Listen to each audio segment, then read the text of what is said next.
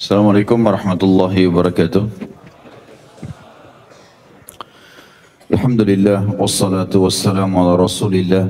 Segala puji bagi Allah Subhanahu wa taala, juga salawat dan taslim kepada Nabi besar Muhammad sallallahu alaihi wasallam. Melanjutkan bahasan kita dosa-dosa besar, dan terakhir kita membahas menurut nomor urut yang saya urutkan dalam buku ini, dalam buku Imam Az-Zahabi Al-Kabair rahimahullah. Yang terakhir adalah dosa besar ke-85, masalah tipu muslihat. Dan itu bagi yang memiliki bukunya tentu di poin nomor 10 ya. Kemudian di situ Imam Az-Zahabi rahimahullah menyebutkan setelahnya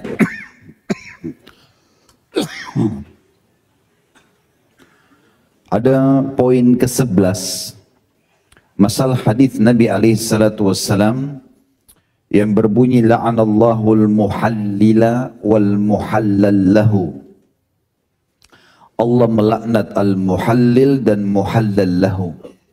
Khusus ini tentunya kita tidak urutkan sebagai salah satu dosa besar tambahan, karena ini sudah ditulis oleh Imam Az-Zahabi di dosa besar ke-29. Kalau teman-teman review kembali, bisa dilihat di daftar isi dosa besar ke-29 membahas masalah ini. Dan sedikit saya ingatkan saja, makna hadis la'anallahu al-muhallila wal muhallal lahu, Allah melaknat al-muhallil.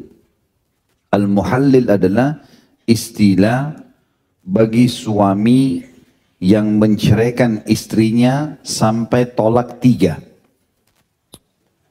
Tentu dia mengucapkannya tidak sekaligus. Misal, saya ceraikan kamu di waktu ini dengan kalimat jelas, maka jatuhlah tolak satunya, mungkin minggu depan atau bulan depan dia ucapkan lagi sampai 3 kali. Kalau 2 kali dia ucapkan, masih dikenal dengan tolak raj'i. Tolak yang bisa kembali. Cerai masih bisa kembali. Dan ini sudah pernah saya jelaskan, kalau di masa iddah, 3 bulan dari masa pengucapan seorang suami saya ceraikan kamu, mereka boleh rujuk, boleh kembali tanpa akad nikah lagi. Langsung saja baikan, saling minta maaf dan seterusnya. Tapi kalau lewat dari masa iddah 3 bulan, maka wajib untuk akad nikah baru. Itu bisa punya kesempatan 2 kali. Ucapan kalimat cerai yang pertama, masih bisa dia kembali. Ucapan kalimat cerai yang kedua, masih bisa kembali. Allah katakan dalam Al-Quran, A'udzubillahi minasyaitonirrajim, at-talaqu marratan. Cerai yang boleh kembali itu cuma 2 kali. Kalau terjadi ucapan yang ketiga, itu sudah nggak bisa kembali lagi. Namanya tolak bayyin. Perceraian yang mutlak nggak boleh kembali. Bisa kembali, tapi dengan syarat. Si mantan istri nikah dulu sama laki-laki lain. Pernikahan yang sah. Betul-betul dia cocok sama seorang laki-laki, nikah menjadi istri yang sah. Kalau terjadi perceraian juga, barulah terbuka variabel hukum boleh kembali dengan mantan suami pertama. Andai saja ada suami yang mempermainkan kalimat cerai. Dan ini sekaligus tentu kita ingatkan para suami, tidak boleh bermain-main dengan kalimat ini. Karena ini masalah halal atau tidak halalnya kemaluan istri antum. Bisa biologis atau tidak. Nggak boleh sama sekali, ini kan main-main. Gunakan pada tempatnya dan darurat sekali. Kalau perempuan mengucapkan biar 1 juta kali nggak jatuh tolaknya. Kalau antum ucapkan sekali saja, sudah niat tolak, selesai. Jatuh tolaknya. Ini masalah. Jadi setiap laki-laki nggak boleh jadi perempuan. Perempuan memang begitu biasa, kecewa sedikit, ceraikan saya, pulangkan saya, biasa itu. Antum harus kebal kupingnya dengar itu. Iya, baik, nanti, tidak apa-apa. Ya. Jangan diikuti. Karena perempuan nanti kalau kita baikin, nanti dia nyesal lagi. Oh iya, untung tadi saya tidak diceraikan ya. Dia nyesal. Jadi nggak usah diikuti. Maka di sini perlu digarisbawahi teman-teman. Kalau ada orang mempermainkan tolak, saya ceraikan sampai 3 kali. Ternyata dia menyesal. Lalu dia ingin kembali dengan istrinya itu. Lalu dia buat rekayasa. Dia panggil temannya, kamu nikahi istri saya ini sebagai syarat saja. Nanti setelah akad nikah ceraikan. Supaya halal lagi buat dia.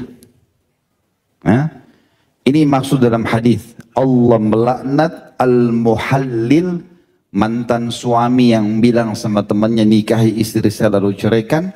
Wal muhallal lahu, temannya yang mau membantu ini. Dua-duanya kena laknat. Jadi nggak boleh. Jelas ya? Bujang-bujang kesian. Nikah aja belum sudah bahas cerai. Tiap malam tidur sendiri dan tidak tahu kenapa betah ya. Allahu a'lam. Apa sebabnya? Enak ada yang ajak ngobrol, ajak makan, tidur, nyaman, tapi nggak mau nikah. La haula wala quwata illa billah. Selalu suratnya di sini doakan Ustaz, doakan. Nggak selesai. Baiklah. Kita masuk dosa besar malam ini. Dosa besar ke-86. Sebenarnya teman-teman sekalian, judulnya bisa kita tulis di sini, merusak rumah tangga orang. Itu dosa besar ke-86. Dan sebagian ulama hadis dengan secara nyata seperti Ibnu Hibban, Baihaqi memang memberikan judul khusus hadis ini, ya, dosa besar merusak rumah tangga orang. Tetapi saya coba lebih meluaskan judulnya karena hadis ini menyebutkan, maaf, tentang masalah merusak akad resmi. Merusak akad resmi, baik itu akad pernikahan atau akad transaksi jual beli atau akad antara seorang atasan sama bawahan, masuk semua dalam hadis ini. Maka kita berikan judul lebih global. Judulnya itu merusak akad resmi. Yang diangkat oleh Imam Az-Zahabi rahimahullah satu buah hadis saja. Hadis ini tentunya diriwayatkan oleh Abu Dawud dalam Kitabul Adab nomor 5170. Di mana Nabi SAW bersabda, man khabbaba alam bri'im zawjatahu au mamlukahu falaysa minna. Barang siapa yang merusak ikatan baik seorang laki-laki dengan istrinya, begitu pula seseorang sama sahayanya, maka dia bukan dari golongan kami. Selain Imam Az-Zahabi, ada juga ulama yang lain, yaitu Al-Haythami rahimahumullah, yang juga menulis buku tentang dosa-dosa besar yang judulnya Az-Zawahir an i'tiraf al-kabair. Beliau menyebutkan lebih banyak lagi. Kalau Imam Az-Zahabi kurang lebih cuma 107 dosa besar yang beliau sebutkan. Kalau Al-Haythami ini menyebutkan sampai 250 sekian dosa besar. Dan dosa besar ke 257 dan 258, Al-Haythami mengangkat hadis ini. Dan beliau mengatakan bahwasanya merusak seorang wanita agar terpisah dari suaminya atau merusak seorang suami agar terpisah dengan istrinya adalah jelas-jelas dosa besar. Alasannya karena hadis ini yang diriwayatkan oleh Abu Daud, Nabi SAW menitik beratkan dan mengancam bahwasanya siapapun yang merusak hubungan suami istri dan juga merusak hubungan antara seseorang majikan dengan sahayanya, atau bisa masuk kategori siapapun yang punya akad resmi, pegawai sama atasannya atau perusahaannya, maka Nabi SAW ancam dengan bukan dari golongan kami. Teman-teman sekalian, Allah Subhanahu wa Ta'ala memudahkan kita untuk menikah dengan sangat mudah. Terbukti dalam hukum syariat kita, teman-teman sekalian, karena mudahnya sampai hanya membutuhkan syarat-syarat sederhana. Setelah mengkhitbah, kita bicara langsung proses akad nikahnya, adanya mahar, adanya 2 saksi, adanya kalimat akad, adanya wali perempuan, dan kalimat akad kurang dari 5 menit. Saya nikahkan kamu, seperti seakan-akan wali perempuan mengatakan, ini dulu anak ini selama ini di bawah tanggungan saya. Saya yang nafkahi, saya yang lindungi, saya yang bertanggung jawab depan Allah hari kiamat. Saya akan serahkan ke kamu ya. Terima nggak? Ya, saya terima. Laki-laki itu mengatakan. Dan ini kalimat Allah sebutkan dalam Al-Quran, mitsaqan ghalidha. Kalimat ini transaksi ya, atau serah terima ini, si ayah perempuan menyerahkan anak perempuannya untuk di bawah. Silakan kamu yang tanggung jawab sekarang. Bukan lagi saya. Kepatuhannya pun di tanganmu sekarang. Izin keluar rumah di tanganmu. Kamu yang makanin, kamu yang kasih makan, minum, tempat tinggal, tanggung jawabmu. Depan Allah pun kau tanggung jawab. Seperti itulah. Allah mengatakan mitsaqan ghalidha, akad yang sangat kokoh. Nah, Allah, teman-teman sekalian, pada saat mengatakan mitsaqan ghalidha, itu adalah akad yang kokoh, artinya seperti kalau kita merusak antara seorang suami dengan istrinya sehingga terjadi perceraian atau membenci pasangannya, maka seperti kita sedang merusak antara anak sama orang tuanya. Karena tadi si ayah sudah nyerahkan anak orang perempuannya itu. Jadi sama saja sedang merusak itu, sementara kedudukan suami di atas orang tua bagi wanita.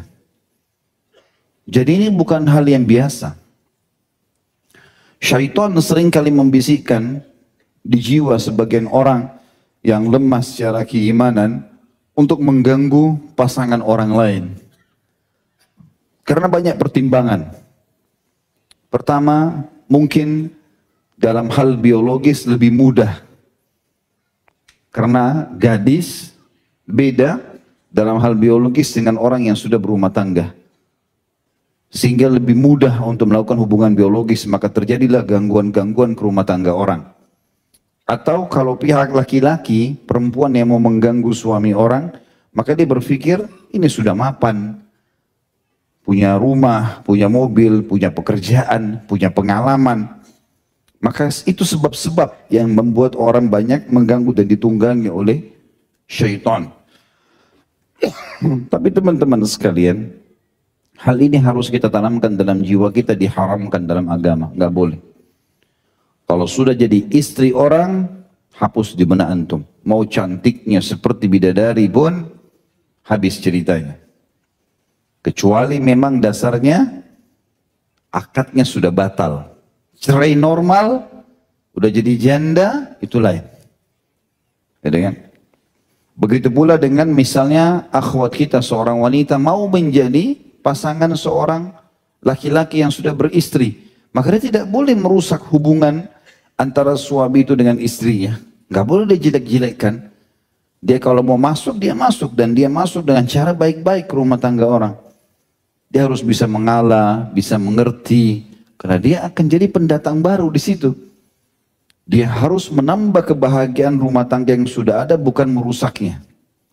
Sebagaimana nanti ada beberapa poin yang akan kita jelaskan berhubungan dengan masalah itu. Hadis Nabi SAW yang berbunyi, siapa menipu dan merusak hubungan seorang hamba sahaya dengan Tuhannya, atau dengan tuannya, bukan bagian dari kami, dan siapa yang merusak hubungan seorang wanita dengan suaminya, bukan juga dari golongan kami, Ini riwayat lain, kalau tadi riwayat Abu Dawud, ini lafadznya riwayat Imam Ahmad, riwayat Bazzar, Ibnu Hibban, An-Nasai, dan juga Al-Baihaqi. Di sini terbalik lafadznya, siapa yang merusak hubungan antara seorang majikan sama hamba sahayanya, bukan dari golongan kami, dan siapa yang merusak hubungan antara seorang istri dengan suaminya, bukan dari golongan kami.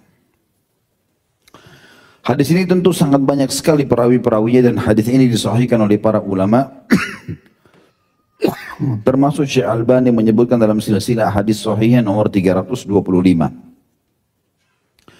Hadis ini mengandung banyak sekali poin-poin. Ya. Kita mulai dulu dalam masalah mengganggu pelayan. Ya.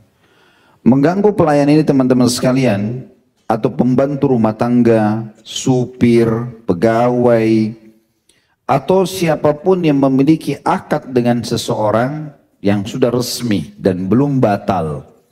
Misal seseorang datang ke rumah temannya, dia lihat pembantunya rajin sekali, angkat ini, bersihkan itu, rumahnya bersih. Temannya lagi masuk ke kamar, dia lalu kemudian ketemu sama pembantunya. Kamu digaji berapa? 2 juta, kerja sama saya kasih 3 juta misalnya.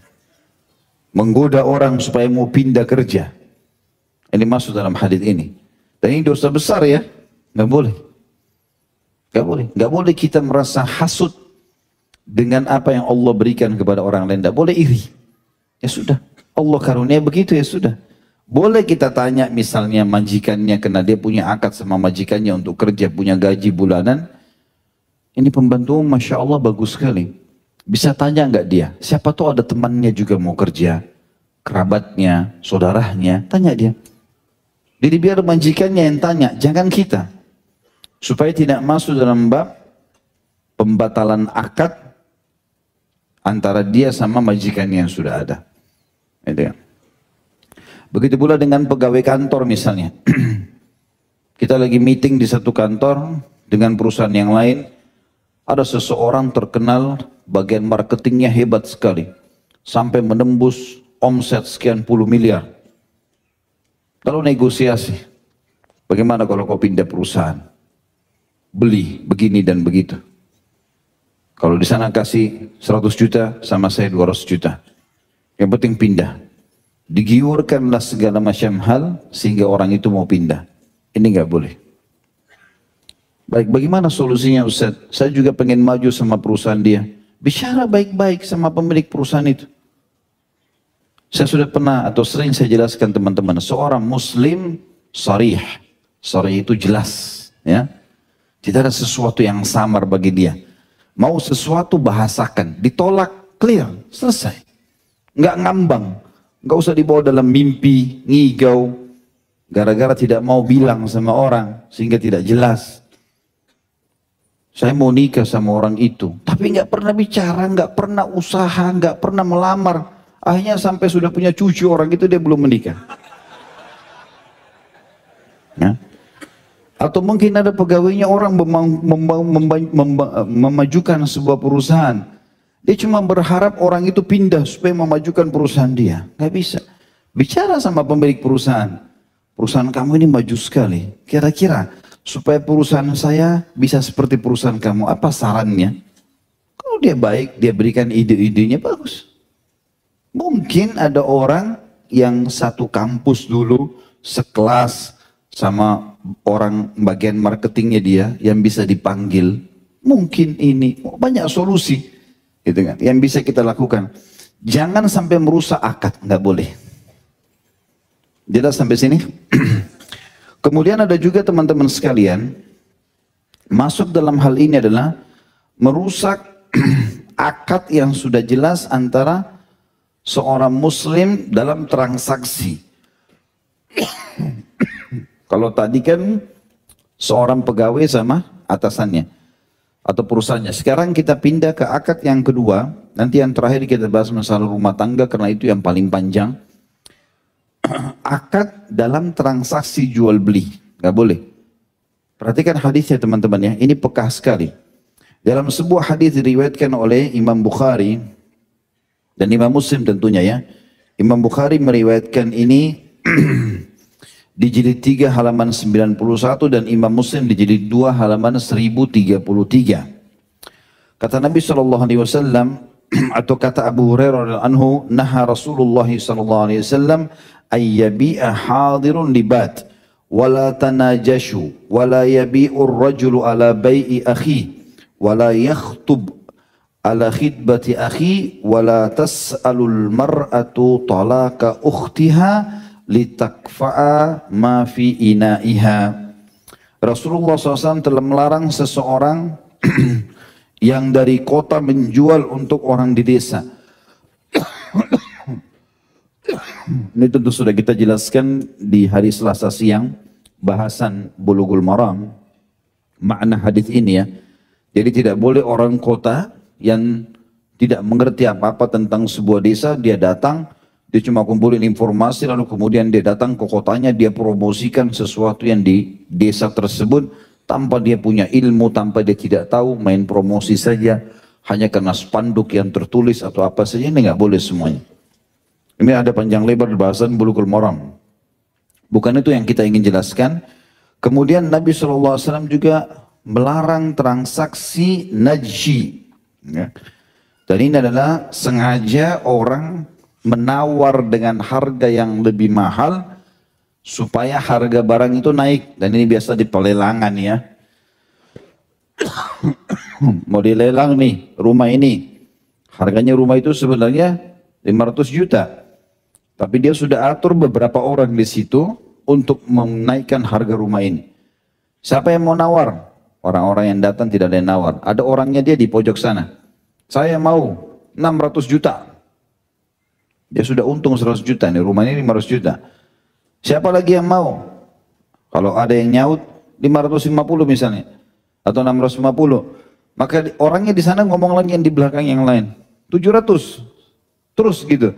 Padahal sebenarnya orang-orang dia ini tidak akan beli hanya untuk menaikkan harga pasar.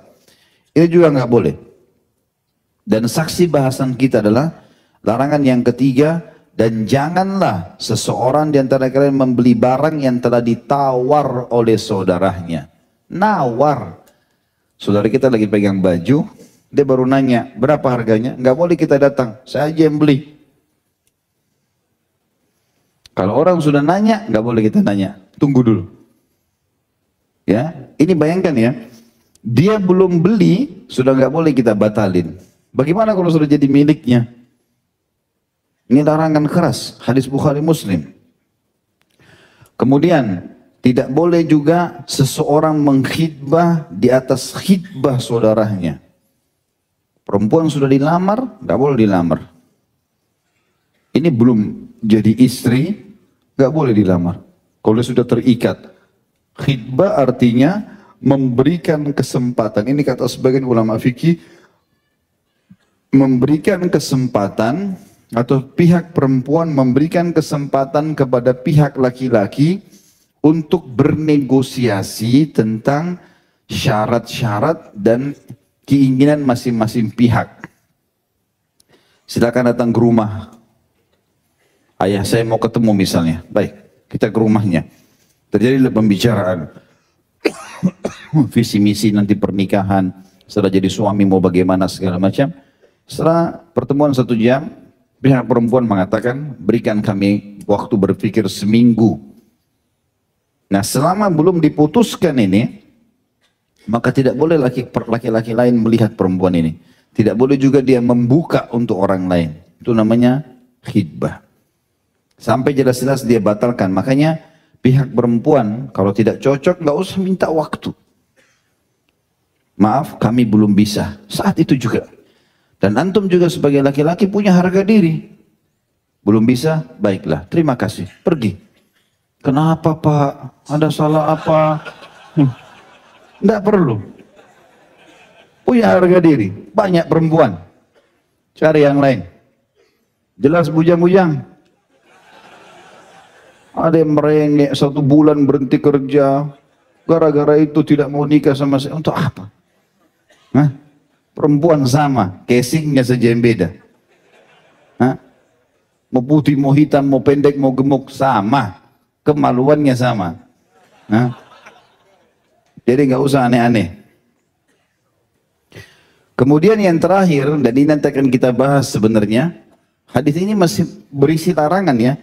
Dan jangan pernah seorang istri meminta suaminya menceraikan madunya. Kalau terjadi poligami, maka terjadi cemburu misalnya. Tidak boleh seorang istri berkata sama suaminya, pilih saya atau dia. Padahal itu juga istrinya suaminya. Untuk kata Nabi SAW mendapatkan atau memenuhi bejananya. Makna hadis yang lain adalah tidak boleh seorang wanita belum jadi istri berkata pada seorang suami perempuan lain, dia belum jadi istri, dia berkata, kalau kau mau nikah sama saya, ceraikan dulu istrimu. Ini nggak boleh, haram. Dia mau dia menikah, silahkan poligami. Suami orang nggak boleh direbut. Bergabung ke sana boleh, gitu. Tapi juga dengan adab-adab dan tata krama. Bujang tutup telinga dulu. Ini kelasnya sudah lebih tinggi sedikit. Antum cari satu dulu lah, setengah aja belum ada.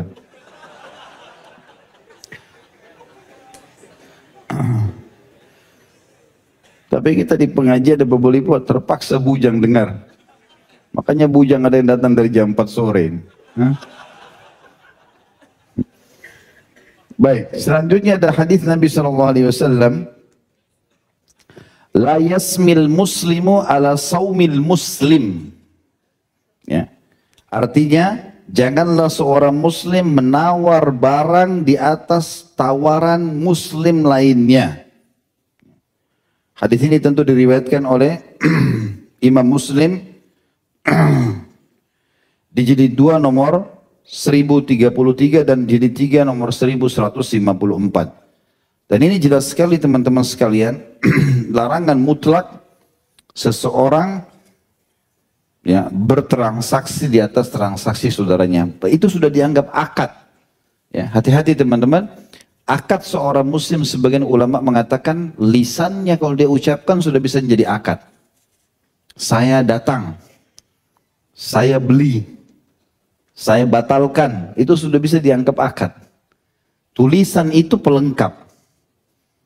Karena ini sudah ucapan, gitu kan? Maka ini harus hati-hati. Makanya ucapan saya nikahkan, saya terima nikahnya dianggap sah semua. Masalah buku nikah pelengkap. Karena peraturan penuh negara kita, dan itu kebaikan, maslahat tentunya. Ya. Baik, kita masuk yang ketiga, pembatalan akad resmi. Setelah kita jelaskan tadi pembatalan pegawai dengan instansi yang dia terikat. Tadi ini juga ada hadis Nabi SAW yang berbunyi, al-mu'minuna ala syurutihim, orang mukmin harus patuh dengan syarat yang telah disepakati.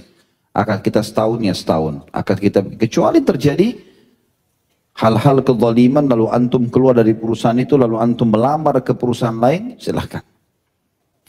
Yang kedua tadi, akad transaksi jual beli, nggak boleh dibatalkan sampai atau ditawar, atau dibeli, atau dipaksa, diambil, semua nggak boleh sampai ada pembatalan dari pihak orang yang menawar lebih awal. Masuk dalam akad ini juga adalah masalah rumah tangga.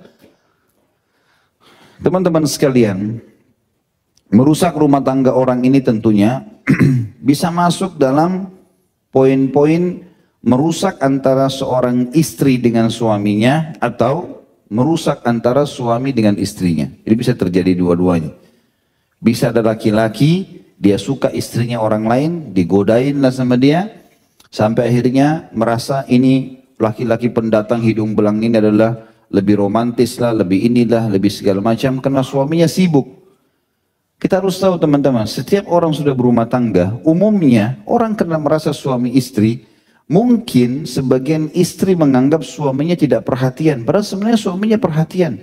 Tapi kan sudah dianggap jadi istri, sekarang kita sudah sibuk dengan kegiatan-kegiatan, teleponnya juga habis selesai kerja, toh juga nanti malam akan ketemu, biasanya kita nggak telepon, seperti itulah. Nah biasa syaitan masuk di laki-laki hidung-hidung belang ini, digunakanlah kesempatan di waktu-waktu itu. Di saat kita lagi lalai kerja, dia yang telepon, dia yang WA, dia yang SMS, dia yang segala macam. Sehingga akhirnya tergoda lah. keluarlah kalimat-kalimat sayang, keluarlah kalimat-kalimat yang mengundang ke neraka ini, ya. Akhirnya tergodalah si istri ini, sampai dia menganggap laki-laki ini adalah orang yang romantis lebih baik daripada suaminya, sampai ribut, cekcok, cerai, menikah. Misal, ataupun tidak menikah, banyak orang begitu. Nanti kita jelaskan hukum-hukum syar'inya ya.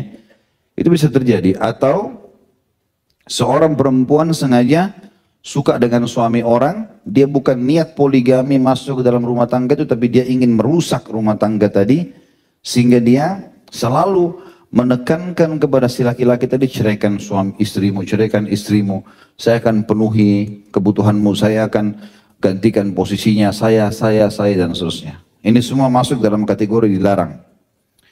Tentu teman-teman sekalian, ada banyak bentuk-bentuk gangguan. Seperti misal, ada orang suka sama istrinya orang, atau suaminya orang, lalu dia berdoa kepada Allah. Ya Allah, ceraikan. Ini doanya salah. Dia berdosa dengan doa itu. Gitu kan? Atau dia membahasakan dengan kalimat-kalimat syaitan. Misal dia bilang sama perempuan itu, dia suka tapi sudah nikah. Lalu dia lewat di depannya misalnya, atau dia punya nomor teleponnya, lalu dia mengatakan, ya nggak apa-apa deh, sekarang sudah terlanjur dimiliki orang, saya tunggu aja jandanya. Perempuan ini kan terbawa perasaan. Dia pasti berpikir, oh berarti ada yang menunggu saya nih. Kalaupun misalnya saya ribut sama suami, masih ada yang nunggu. Ini semua kalimat berbahaya. Bisa saja sikap itu dianggap baik, tutur kata, atau berbagai macam hal-hal yang mungkin bisa menarik pasangan orang yang sudah ada. Ya. Bisa juga karena pengaruh sihir. Ya, sebagaimana hadis yang masyhur yang menjelaskan tentang masalah tafsir surah Al-Baqarah 102. Kan target sihir itu teman-teman, target utamanya adalah perpisahan suami istri. Wa yufarriquna bihi bainal mar'i wa zawji, dan mereka menceraikan antara suami istri. Semua bentuk sihir teman-teman, apapun sifatnya itu, baik itu untuk pelaris barang dagangan, baik itu untuk kecantikan dan ketampanan, baik itu untuk apa sajalah, menjaga rumah lah, menjaga inilah segala macam, itu semuanya pasti larinya juga kepada perusakan rumah tangga. Makanya Allah Subhanahu wa taala melarang sekali dan mengharamkan masalah sihir. Bahkan Nabi SAW memasukkan dalam 7 induk dosa besar. Setelah syirik, ya, durhaka sama orang tua, sihir. Masuk sihir. Dan juga Nabi SAW mengancam dengan sangat tegas dalam hadis Bukhari, haddus sahiru darbatun bisayf. Hukuman penyihir penggal. Karena banyak sekali merusak rumah tangga orang-orang, dan ini bahaya sekali. Dan kita sudah tahu hadis masyhur riwayat Imam Muslim yang Nabi SAW mengatakan, iblis memiliki singgasana di lautan.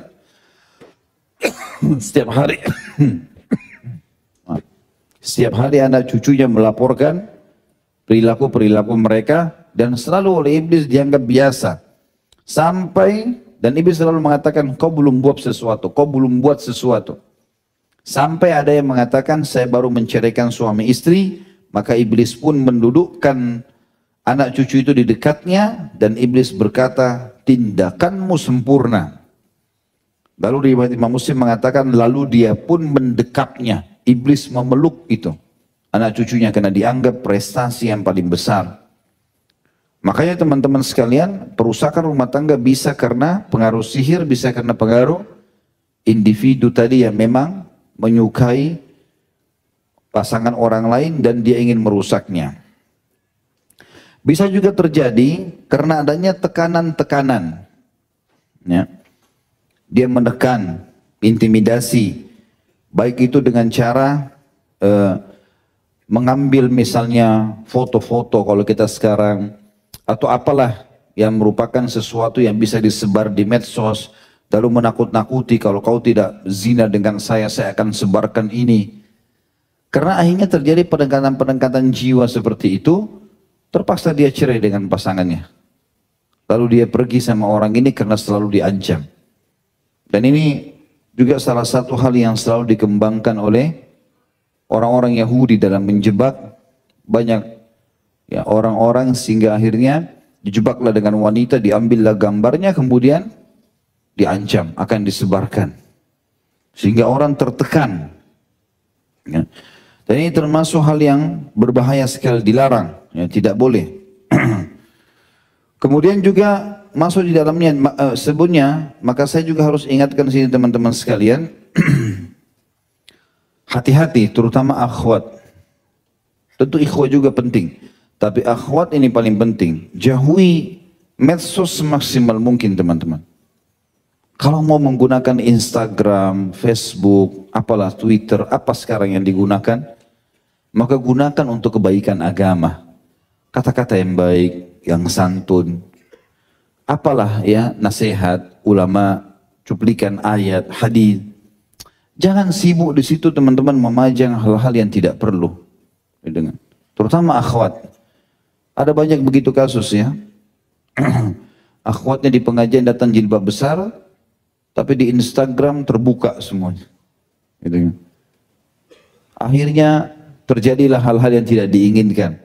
Sudah berumah tangga, kena ain misalnya, penyakit ain, karena orang hasut melihat dia keluar negeri sama suaminya, atau dia keluar negeri sama istrinya kalau laki-laki, maka orang-orang merasa iri. Iri itu ada teman-teman sekalian. Jangan antum pikir dengan antum pajang sesuatu lalu orang tidak iri. Iri, bahaya sekali itu. Apalagi kalau memang menuju atau merembet ke masalah syahwat. Itu bahaya sekali. Maka hindari semuanya. Allah berikan anti hai muslimah kecantikan. Nikmatilah itu sendiri sama yang halal. Suami, anak-anak. Bukan untuk dipajang. Bahaya. Karena perempuan fitnah gitu kan. Bahaya sekali. Kalau laki-laki mungkin sumber fitnahnya kecil. Makanya kata Nabi SAW, tidak ada sesuatu fitnah yang paling besar yang aku tinggalkan setelah aku meninggal buat umatku dikalahkan fitnah wanita. Yang besar sekali. Kalau perempuan yang mau berzina, ya, walaupun laki-lakinya, walaupun dia jelek, laki-lakinya mau. Kalau sudah perempuan yang buka pintu itu, laki-laki disentuh sedikit syahwatnya sudah bangkit. Maka walaupun dia jelek, tapi zinanya gratis, mau. Tapi kalau sudah perempuan yang tidak mau, biar laki-laki itu paksa, biar dia sampai mati dia nggak mau. Sumbernya di perempuan ini. Kalau dia ngotot tidak mau, tidak akan terjadi. Kecuali dia betul-betul diperkosa, dipaksa, kalau enggak. Makanya kalau dia bisa menjaga kesuciannya, kehormatannya itu luar biasa. Nabi SAW ingatkan pada saat di Haji Wada, hati-hati, jaga para wanita kalian. Maksudnya jaga mereka dari kelalaian. Karena bahaya, sekali lalai jadi lalai ini. Jadi akhwat kita sarankan, makin menutup pintu fitnah makin bagus. Terutama sekarang fitnah medsos ini luar biasa.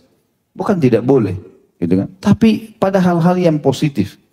Jangan sampai salah ini ya. Juga teman-teman sekalian, puncak daripada mengganggu rumah tangga orang lain, dan ini pernah kita bahas dalam dosa besar kita juga, kalau mengganggu istri orang yang dititip. Ya. Ini bahaya sekali, terutama istri para mujahidin. Dalam hadis riwayat Muslim, Nabi SAW bersabda, saya ulangi hadis yang pernah kita bahas sebenarnya. Keharaman wanita atau istri yang ditinggal pergi oleh orang yang berjihad, bagi orang-orang yang tidak pergi berjihad, misalnya suaminya pergi jihad, dititipin sama tetangganya, dititipin sama saudaranya, yang merupakan iparnya perempuan ini misalnya. Maka keharaman begitu suaminya pergi jihad, posisi istri yang mujahid ini seperti keharaman ibu-ibu mereka. Hukumnya seperti ibu. Dan tidak ada seorang lelaki pun yang tidak ikut berjihad, lalu dia dipercayakan mengurus keluarga orang yang berjihad, lalu berkhianat, kecuali nanti Allah akan izinkan si mujahid ini untuk mengambil pahalanya orang yang berkhianat di rumah tangganya itu semaunya di hari kiamat. Berapapun dia mau ambil pahalanya silakan. Lalu kata Nabi SAW kepada para sahabat, kira-kira si mujahid itu akan meninggalkan satu pahala? Jadi jawabannya tidak. Dia punya 1 juta pahala, dong Allah kasih kebebasan. Ambil seberapapun kau mau. Dia mau ambil 1 pahala? Enggak, 1 juta semua. Biarin masuk neraka tuh.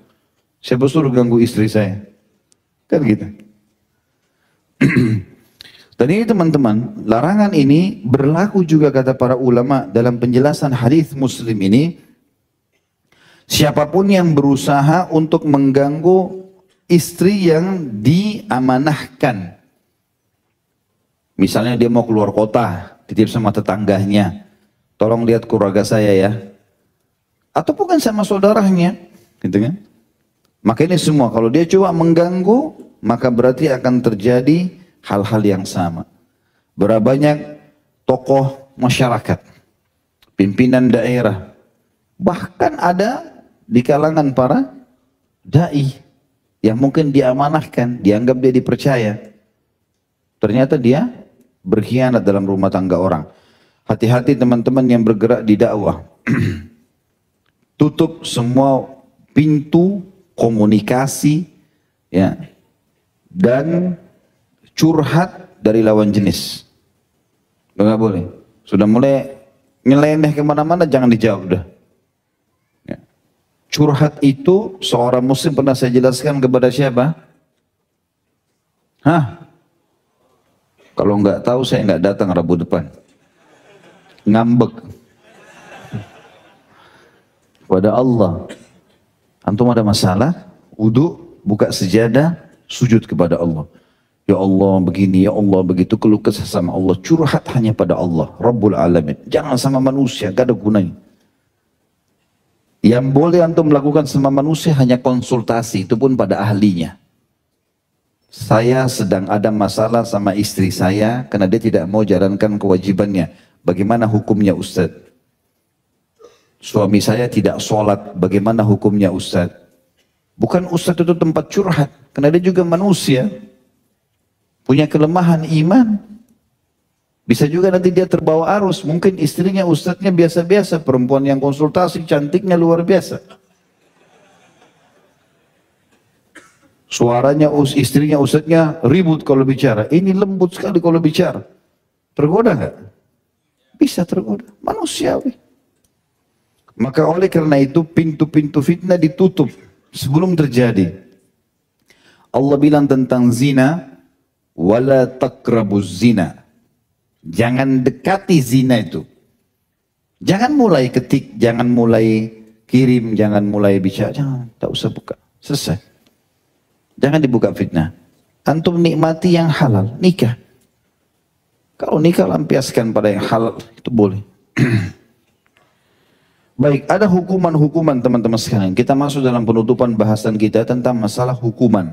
Kalau ada orang yang merusak rumah tangga orang lain. Para ulama sepakat mengatakan bahwasanya mengganggu rumah tangga orang lain atau akad yang sudah disebutkan antara seseorang atau pihak dengan pihak lain. Baik itu transaksi jual beli tadi sudah kita jelaskan ataupun akad terikat antara seorang pegawai dengan atasannya. Maka itu terkategorikan dalam kategori dosa besar dan haram serta diancam bukan dari umat Muhammad SAW dan berarti akan diancam dengan neraka di akhirat. Berarti di akhirat jelas dia akan masuk ke dalam neraka atau dihukum. Di dunia ada hukum di sini teman-teman sekalian. Jika ada seorang laki-laki merusak hubungan seorang wanita dengan suaminya atau wanita yang meminta cerai dari suaminya dan sang suami mengabulkan lalu kemudian seorang laki-laki perusak hubungan wanita tersebut sama suaminya ya. Menikahi perempuan yang diceraikan oleh suaminya tadi, apakah pernikahannya sah? Jadi kalau ada perusak sengaja datang, laki-laki datang godain istri orang lain sampai dia ribut sama suaminya, diceraikanlah. Lalu kemudian dia nikah sama perempuan memang yang jadi target dia. Atau sebaliknya, seorang wanita mengganggu suami orang, ribut. Dia penyebab ribut maksud saya. Sehingga ribut sama istrinya, cerai, nikah sama dia. Apakah pernikahan ini sah? Kalau nikahnya sama si perusak ini. Maka ini pendapat ulama. Yang pertama jumhur mengatakan sah. Kenapa dianggap sah? Karena dianggap wanita atau laki-laki penggoda ini dia dosa dengan perbuatannya, tapi ini orang sudah cerai. Berarti boleh. Tapi yang unik di sini teman-teman pendapat Malikiyah. Imam Malik rahimahullah dan para orang-orang yang berpegang pada mazhab beliau mengatakan bahwasanya pernikahan perusak tadi dengan orang yang dia rusak rumah tangganya, baik itu istri orang atau suami orang, hukumnya batal. Dan kalau sudah terlanjur pun terjadi, wajib dibatalkan oleh pemerintah setempat. Gak boleh diteruskan. Harus dibongkar, gak boleh. Ini pendapat Malikiyah ya, Imam Malik rahimahullah.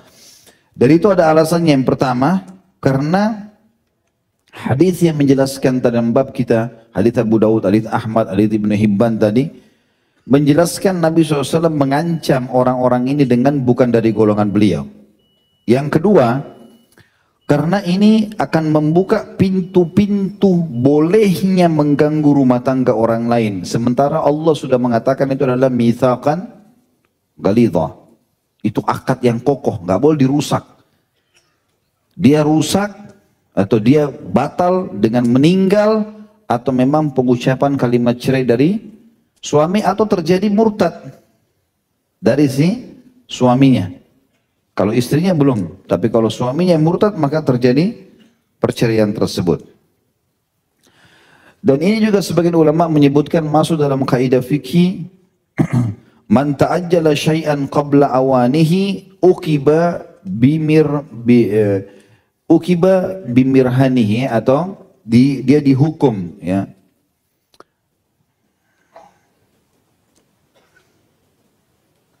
Siapa yang terburu-buru mendapatkan sesuatu sebelum saatnya maka ia dihukum dan tidak diperkenankan untuk sesuatu itu ya. Jadi kalau seseorang contoh misalnya dalam surah Al-Baqarah ayat 235, saudaraku seiman, itu ada larangan menikahi atau melamar wanita yang masih dalam masa iddah. Ya, perhatikan ya, kalau ada perempuan meninggal suaminya, maka masa iddahnya berapa? Meninggal suaminya. Hah? Mayoritasnya bujang, maaf. Salah nanya saya. 4 bulan 10 hari. Ya. Kalau ada orang meninggal suaminya, perempuan punya iddah 4 bulan 10 hari. Kalau perempuan ini misalnya masih muda dan ada laki-laki lain yang suka, apakah boleh dia melamarnya di masa iddah 4 bulan 10 hari itu? Nggak boleh. Tadi Al-Baqarah ayat 235 melarang itu. Nggak boleh mengucapkan kata-kata melamar itu nggak boleh. Tunggu masa iddah selesai. Maka ini saja. Kalau secara logika teman-teman sekalian wanita yang dalam masa iddah, jadi orang yang datang mau melamar perempuan masa iddah ini sebenarnya dia bukan perusak karena suaminya sudah meninggal. Tapi tetap tidak boleh. Bagaimana kalau orang masih punya akad? Tentu lebih jelas itu tidak boleh teman-teman sekalian ya. Kemudian kita masuk poin lain teman-teman sekalian. Malikiyah juga mengatakan atau sebagian mengatakan bahwasanya wanita yang jadi korban perusak tadi, ada suami istri lalu datang laki-laki ketiga merusak si perempuan ini sampai cerai sama istrinya. Sebagian ulama Malikiyah mengatakan perempuan itu haram abadi untuk dia. Hukum syar'i, tidak boleh dinikahi sama sekali. Sekarang kita tutup teman-teman sekalian dengan bagaimana kalau seandainya perbuatan ini terjadi. Anggap kita pegang pendapat jumhur ulama. Ada orang datang merusak pernikahan orang lain, lalu dia cerai, dia nikah sama dia. Apakah itu dibiarkan? Tadi kan jumhur bilang sah pernikahannya. Tetapi apakah ada hukumannya? Jawabannya iya. Maka ulama sepakat dan jumhur sepakat mengatakan hukumannya harus diterapkan. Dan itu bisa dicambuk sampai 40 derah. Ya, 40 cambukan. Bahkan di antara ulama Hanafiyah mengatakan harus dihukum dengan sesuatu yang paling mengapokkan, ya, yang bisa membuat dia kapok, yang merupakan hukuman terbaik di negara atau di tempat masing-masing. Seperti misalnya kalau penjara, cambuk misalnya, diasingkan, apa saja. Maka itu boleh. Dalam mazhab Hambali dikatakan bahwasanya dicambuk dengan keras, kemudian dipublikasikan perbuatannya agar orang-orang waspada dari dia. Jadi ini hukum-hukum syar'inya teman-teman sekalian. Jadi oleh karena itu kita tidak boleh main-main dalam masalah-masalah seperti ini. Dan kita ambil kesimpulannya saudaraku seiman bahwasanya seseorang berusaha untuk mengambil yang merupakan haknya dia. Dan kalau terbuka pintu-pintu fitnah kepada pasangan orang lain, kalau perempuan laki-laki, maka tahulah kalau perempuan sudah jadi istri orang lain sudah selesai, nggak boleh lagi diganggu. Dan jangan berikan isyarat, jangan apapun. Kalau seorang istri atau seorang perempuan mau masuk ke dalam rumah tangga orang lain, masuklah dengan baik-baik dengan poligami dan jangan merusak hubungan seorang suami sama istrinya. Allahu a'lam. Ini bahasan kita. Subhanakallahumma bihamdika asyhadu an la ilaha illa anta astaghfiruka wa atubu ilaik. Wassalamualaikum warahmatullahi wabarakatuh.